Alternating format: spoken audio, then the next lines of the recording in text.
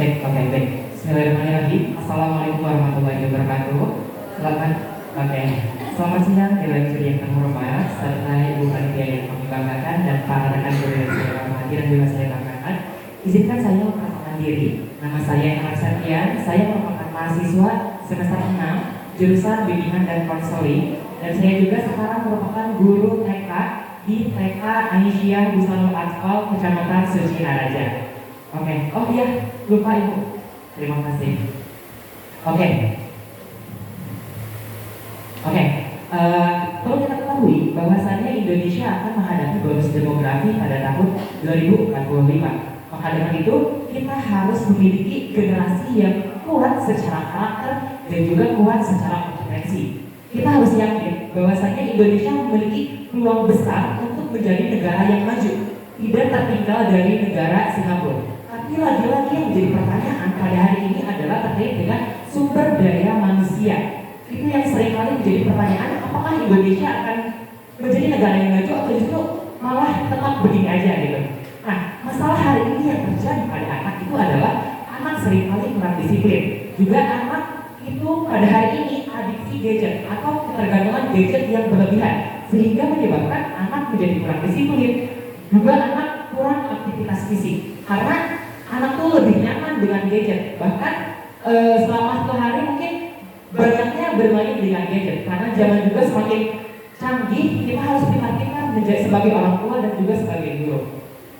Apa itu bonus demografi? Seperti yang sudah kita ketahui bahwasanya demografi decline itu adalah kondisi ketika usia produktif lebih besar dibandingkan dengan usia non produktif dari rentang umur 15 sampai 64 tahun. Apakah ini akan menjadi momentum emas bagi negara Indonesia? Itu menjadi pertanyaan bagi kita semua selaku pendidik. Bagaimana kita hari ini mengajarkan anak untuk bisa berkarakter positif, sehingga masa depan Indonesia itu bakal kita bisa membidik Indonesia itu menjadi negara yang emas gitu, yang bisa maju di kemudian hari. Selanjutnya, permasalahan pada hari ini bukan sekedar hanya masalah akademik aja, tetapi juga pada pembentukan karakter dan kebiasaan positif pada anak. Perlu diketahui bahwasannya sekitar 84% anak di Indonesia itu mengalami kekerasan seksual. Pelakunya tidak hanya dari orang dewasa, bahkan dari sesama anak, dari sesama remaja itu menjadi seorang pelaku. Ini karena apa? Karena pendidikan karakter pada anak usia dini itu tidak berhasil. Nah, kemudian urgensi atau keharusan yang harus kita lakukan adalah yang pertama, karakter harus dibentuk sejak dini. Yang kedua, kebiasaan yang kecil itu akan memberikan dampak yang besar. Yang ketiga, kolaborasi sekolah dan juga orang tua. Jika tidak dibiasakan sejak kecil, maka kebiasaan negatif ini akan terus berbawa sampai dewasa, dan itu akan mempengaruhi kualitas generasi di Indonesia. Selanjutnya, maka dari itu pemerintah melalui Mendikbud Abdul Muti menyatakan atau meluncurkan gerakan 7 kebiasaan anak Indonesia hebat. Ini untuk membentuk karakter siswa menuju Indonesia Emas tahun 2045 yang berfokus kepada 3 pilar. Yang pertama, dari melibatkan sekolah, orang tua, dan juga masyarakat. Mengapa disebutnya kebiasaan? Bahwasanya kebiasaan tidak bisa terpisahkan dari kehidupan manusia, dan kebiasaan juga lama-lama akan menjadi karakter yang membentuk jati diri seseorang gitu. Pepatah mengatakan bisa karena terbiasa. Jadi mengapa kebiasaan ini menjadi sebuah nama yang dipakai untuk oleh pemerintah? Karena kita akan membiasakan sehingga menjadi terbentuk jati diri seorang yang bagus atau karakter yang positif. Nah, ini merupakan 7 kebiasaan anak Indonesia hebat yang sudah kita ketahui bersama. Setiap kebiasaan itu mengandung nilai karakter yang mendukung perkembangan anak secara holistik, secara menyeluruh. Jika anak sudah bisa mengcombine atau bisa melakukan 7 kebiasaan ini, kita sudah berhasil sebagai guru. Kita sudah berhasil mencetak karakter anak sejak dini. Untuk mendukung dari program pemerintah, inovasi yang saya hadirkan adalah bernama Sahabat, Sinergi Anak Hebat Bersama Orang Tua. Inovasi ini hadir untuk membantu dalam proses pembentukan karakter pada anak yang berfokus pada experiential learning atau pembelajaran secara nyata, gitu ya, secara langsung. yang mana inovasi itu melibatkan sinergi antara orang tua dan juga guru. Nah, tahapan pelaksanaan yang pertama, saya melakukan edukasi kepada orang tua tentang 7 kaidah dan makna dari setiap kebiasaan tersebut. Kenapa saya mencantumkan makna di sini? Karena saya ingin orang tua itu mengetahui dalam proses membimbing anak, orang tua harus mengetahui maknanya di balik 7 kebiasaan ini, agar orang tua itu mindful, berkesadaran dalam membimbing anak, membantu mendidik anak untuk berkarakter gitu. Terus yang kedua adalah pemberian sahabat paper yang di sini itu merupakan inovasi yang dibuat untuk monitoring anak ketika di rumah dan juga di lingkungan masyarakat. Di sana tercantum ada checklist 7 kebiasaan dan juga ada self reward bagi anak-anak yang sudah berhasil, bisa nanti dikasih reward gitu, dikasih bintang dan dikasih reward. Nah, ini bentuknya masih per pekan, jadi 1 pekan 1 kali kita ada monitoring bersama orang tua dan juga evaluasi. Dan di sana juga dicantumkan ada makna 7 kebiasaan supaya orang tua tuh terus ingat, oh kenapa saya harus membimbing anak saya melakukan ini gitu. Di sana ada makna yang tercantum. Kemudian yang ketiga ada dokumentasi digital. Ini perlu banget karena sekarang zaman era digital perlu adanya dokumentasi untuk sebagai bukti bahwa anak sudah melakukan tugasnya di rumah gitu. Ini bisa dilihat di sini ada 2 dokumentasi dari grup orang tua di PK saya sendiri. Dan yang keempat adalah evaluasi dan juga monitoring. Proses terakhir dari inovasi ini adalah evaluasi dan juga monitoring selama sepekan sekali gitu, bersama orang tua dan juga bersama guru-guru di sekolah. Keunggulan dari inovasi ini yang pertama sederhana dan aplikatif, berbasis kebiasaan nyata, melibatkan keluarga atau orang tua, kemudian sustainable atau berkelanjutan. Nah, di sini saya memakai teori of change atau teori perubahan dalam mendukung inovasi yang saya buat. Teori perubahan ini membantu kita untuk mengidentifikasi perubahan yang diinginkan, indikator keberhasilan, dan langkah-langkah nyata untuk mencapainya. Yang pertama ada input. Modal utama yang kita punya adalah di sini saya menuliskan ada anak, guru, orang tua, lingkungan sekolah, dan juga media pembelajaran. Itu modal utama untuk mencapai impact yang nanti di sebelah sana. Yang kedua ada aktivitas yang dilakukan. Apa yang harus kita lakukan untuk mencapai indikator keberhasilan? Di sini saya mencantumkan ada pembiasaan 7 kebiasaan, pendampingan harian, refleksi sederhana, edukasi pada orang tua, dan juga monitoring. Yang ketiga ada output. Apa aja indikator keberhasilan yang ingin dicapai? Anak bisa melakukan kebiasaan tersebut, kemudian checklist harian itu terisi, kemudian orang tua terlibat aktif, dan juga program bisa berjalan. Outcome-nya perubahan jangka pendek yang dapat menciptakan perubahan yang panjang atau jangka panjang. Ada anak lebih disiplin, kemudian anak mulai memahami makna dari kebiasaan, kemudian muncul self-awareness atau kesadaran diri anak, dan yang terakhir anak bisa lebih mandiri. Kemudian impact-nya atau dampak jangka panjang yang akan dicapai, yang pertama terbentuknya karakter anak yang pastinya yang positif. Yang kedua, generasi sehat, mandiri, dan berakhlak. Yang ketiga, siap menghadapi Indonesia Emas tahun 2045. Untuk mendukung outcome-nya, kita juga harus memiliki impact yang ingin kita capai gitu ya. Nah, ini mungkin refleksi sebagai pendidik. Saya sebagai pendidik menyadari bahwa membentuk karakter anak bukanlah proses yang instan. Dibutuhkan keteladanan, konsistensi, serta inovasi dalam setiap proses pembelajaran. Program ini menjadi refleksi bahwa perubahan besar dapat dimulai dari kebiasaan kecil yang dilakukan bersama. Di sini ada dokumentasi sedikitnya saya cantumkan, dan slide terakhir adalah terima kasih. Ada sedikit quotes, Indonesia Emas tidak dibangun dalam 1 hari, tetapi dari kebiasaan baik yang ditanamkan dan dimaknai sejak dini. Terima kasih, saya Heran Septian dari Kecamatan Sucinaraja.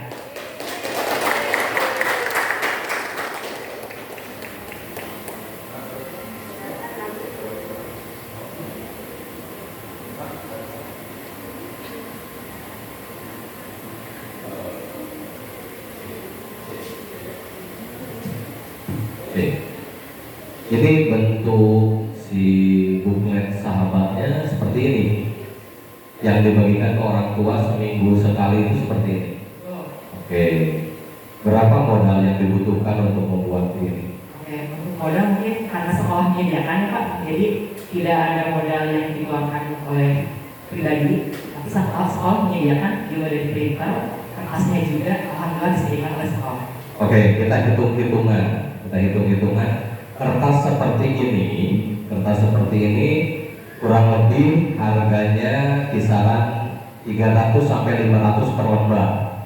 300 sampai 500 per lembar. Untuk ngeprintnya, tintanya itu kurang lebih dibutuhkan sekitar mungkin ini sekitar 1.500 kalau print warna seperti ini, bolak-balik jadi 3.000. Berarti kurang lebih 3.500 per lembar per anak, berarti ya 1 minggu. Itu kurang lebih berapa biaya yang dikeluarkan sekolah? Itu sesuai nggak dengan dampak yang akan dihasilkan dari program ini? Oke, baik. Cek ya. Untuk itu sebetulnya saya kedepannya ingin dibuatkan sebuah buku gitu Pak. Jadi membentuk sebuah buku yang mana mungkin bisa selama 1 semester ataupun selama 2 semester. Tapi untuk monitoring itu tetap dilakukan selama 1 minggu sekali. Kalau untuk dampak kita tergantung dari orang tua apakah bisa membersamai anak atau tidak gitu Pak. Yang jelas saya sudah memberikan edukasi terkait dengan makna dari 7 kebiasaan anak Indonesia Hebat ini kepada orang tua. Yang kita pantau itu hanya di sekolah aja kepada anak, tapi yang tidak kita pantau itu di rumah alias bersama orang tua. Jadi terkait dampak, saya rasa itu perlu adanya pemantapan lagi kepada orang tua bahwasanya ini tuh bukan hanya sekedar pembiasaan, tapi ada makna yang terkandung di balik 7 kebiasaan ini. Nah, baik, melanjutkan pertanyaan rekan saya ya. Jadi kalau kita lihat dari hitung-hitung yang disampaikan oleh Pak Indra tadi, memang cukup besar yang dikeluarkan oleh sekolah ya. Nah, terkait dengan itu, apakah mungkin tidak membuat semacam aplikasi atau Google Form dan juga dalam satu klik itu bisa datanya bisa langsung ditepat ya. Apalagi kalau sistem digital itu kan bisa dibuat grafis dan cepat sehingga pihak sekolah bisa melihat bagaimana efektivitas pelaksanaan digital ini. Yang pertama ya, gua jelaskan ya. Kemudian yang kedua, ini kata sahabat, coba cek ya. Sahabat itu singkatan dari sinergi anak hebat sama orang tua. Apakah dari sisi membuat akronim sudah tepat belum? Nah, lihat itu tidak nyala lampu ya. Sahabat, sinergi anak hebat, ada yang lewat yang bersama orang tua. Nah, jadi biasanya kalau akronim itu kata biasanya kan atau huruf awal. Jadi jangan seenaknya membuat singkatan tapi menyalahi aturan bahasa. Ya. Terima kasih Bapak untuk yang pertama, mungkin itu dampak atau insya Allah saya akan membuat seperti itu Pak. Karena di kampus saya itu terkadang orang tua itu masih atau gaptek gitu Pak, masih gagal teknologi untuk dalam penggunaan handphone gitu. Mungkin nanti ke depannya saya bisa melakukan bikin sebuah link Google Form untuk pemantauan dari kebiasaan ini ketika di rumah kepada orang tua. Dan itu perlu ada edukasi lanjutan kepada orang tua. Nah, untuk sahabat ini karena saya tuh merasa bahwasannya orang tua dan anak tuh harus menjadi sebagai seorang sahabat gitu Pak. Sahabat yang karena kan kalau bersama sahabat tuh apa-apa saling diceritakan, dicurhati gitu. Bahkan teman-teman seumuran saya itu lebih percaya curhat kepada sahabat gitu daripada ke orang tuanya. Nah, mungkin makna dari sahabat itu untuk itu gitu Pak. Walaupun ya mohon maaf kalau kurang sejauh dengan artinya gitu. Apa sih kan? Ya. Ya. Terima kasih Pak. Jadi saya Bu, masih bisa ini betul mungkin bukan akronim tepatnya karena ini pikiran tapi nyata. Gitu. Tidak apa-apa sebenarnya kalau mau judul seperti ini supaya menarik. Coba disebutkan 7 KI itu. Yang pertama apa? Oke, baik. Yang pertama ada bangun pagi, yang kedua beribadah, yang ketiga berolahraga, yang keempat makan sehat dan bergizi, yang kelima belajar, yang keenam bermasyarakat, yang ketujuh tidur cepat. Baik. Dari segi makan sehat, tadi Pak ini angka setna di antara seluruh 9 peserta lainnya ya. Angka setna.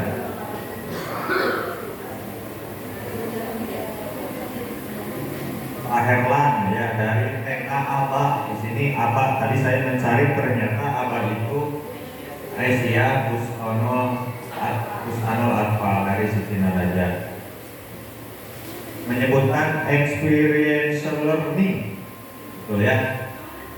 Tahapan penerapan experiential learning tadi dalam kegiatan makan sehat saja seperti apa? Oke, baik.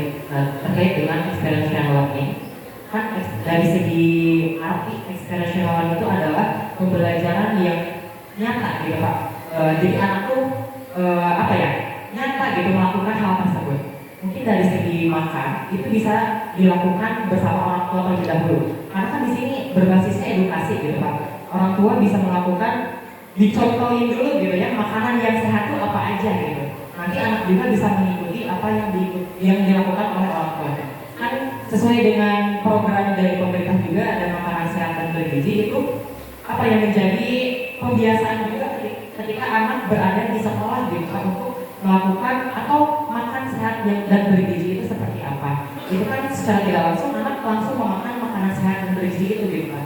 Dibalik adanya edukasi terlebih dahulu dari guru ketika di sekolah bahwasanya kita sebagai anak harus makan yang sehat dan bergizi. Untuk apa? Untuk ini gitu Pak. Dan ini didukung oleh program dari pemerintah. Dan untuk orang tua itu tadi kan ada edukasi terlebih dahulu kepada orang tua, yang mana ini menjadi PR penting buat orang tua. Bagaimana orang tua bisa setidaknya menghadirkan makanan yang sehat dan bergizi ketika anak sedang berada di rumah gitu Pak. Tahapan eksperimen ini Bapak Jadi secara singkat, jadi metode pembelajaran itu ada singkat, ada urutannya. Ini yang berkaitan dengan makan bergizi jika diterapkan di sekolah oleh Bapak sebagai guru. Singkatnya dapat MBG Pak? Dapat MBG. Kita dapat MBG ya, ini hari yang ini kandidat kita dapat MBG dari Jeko. Dapat nih. Ini aktivitas makan ya, aktivitas makan. Setelah aktivitas makan, tahapan apa dalam singkat experience? Oke, yang pertama mungkin kita memperkenalkan dulu ini makanan pada anak. Dan yang kedua, anak harusnya cuci tangan dulu Pak, cuci tangan untuk PHBS dulu gitu ya, bersih dan sehat. Kemudian baca doa terlebih dahulu, dan dari itu anak langsung duduknya rapi. Bagaimana sih adab bermakan itu gitu ya, adab dari makan. Dan kemudian anak makan sesuai dengan adabnya gitu, atau jangan terburu-buru dalam makan gitu. Nah itu tahap apa Pak? Tahap awal Merenungkan. tidak Pak.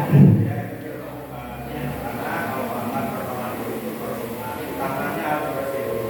Baru tarik kesimpulan tahapan berikutnya. Kenapa mencuci tangan? Supaya tidak ada gimana? Di kuku-kukunya, tatunya kan gitu ya. Kita anak-anak tatu. Baru ke tahap penerapan dalam kehidupannya. Ayo kita makan bersama. Nah, experience itu seperti itu. Jadi kena. Ya. Oke, baik, terima kasih dengan yang terhormat. Sekian yang dapat saya sampaikan, semoga bisa bermanfaat. Ditutup saja dengan doa Rabbana atina fid dunya hasanah wa fil akhirati hasanah wa qina adzabannar. Assalamualaikum warahmatullahi wabarakatuh.